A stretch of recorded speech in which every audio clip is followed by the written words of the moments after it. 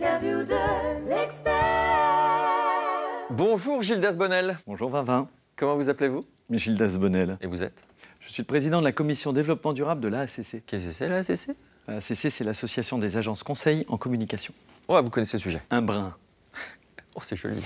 Est-ce que c'est parce que c'est virtuel et digital que ça ne pollue pas? Virtuel, c'est que tu ne le vois pas, mais il y a quand même des données quelque part qui sont sauvegardées. Toutes tes photos, toutes tes données, tous tes mails, ça existe quelque part sur un serveur. On a des tonnes d'informations et des tas de données électroniques qui s'accumulent et qui nécessitent beaucoup d'énergie pour les sauvegarder et donc refroidir des très gros serveurs dans des très grosses usines. On parle de déchets invisibles. Qu'est-ce que c'est que ça? C'est l'ensemble des déchets numériques, copies de PowerPoint ou de photos de vacances que vous envoyez à toute votre famille et qui vont se stocker quelque part sur un serveur à Palo Alto. Là-bas, à Palo Alto, au cœur de l'industrie informatique, eh bien, oui, on a des infrastructures qui pèsent lourd dans leur consommation énergétique. Si je garde 5 gigas de photos, ça fait quoi à la Terre? Ça tue des pandas? Il faut juste penser à l'usage et réaliser que quand on utilise un ordinateur, bah oui, il a un impact environnemental, mais c'est comme ta voiture ou ton scooter, quoi. Autant on recycle nos papiers de bureau, autant le déchet informatique, on a du mal à y penser.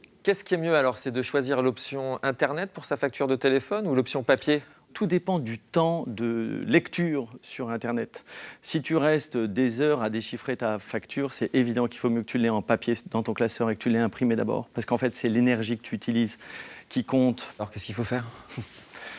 Ce qu'il faut faire, c'est de temps en temps vider sa boîte mail, ranger sur son serveur, ne pas mettre toutes ses photos de vacances, pas les 258 en tout cas sur Facebook. Pensez à ne pas mettre la terre entière en copie et puis réaliser que vos données, elles sont quelque part, qu'elles vous appartiennent toujours. Donc il faut revenir à la responsabilité individuelle du citoyen et du consommateur qui, dans ses usages, comprend que oui, ce que je fais a un impact. Il ne faut pas devenir non plus complètement schizophrène. Il faut continuer à créer, il faut continuer à débattre et à communiquer. Merci Gildas Bonnel. Je t'en prie, Vinvin, ça m'a fait plaisir.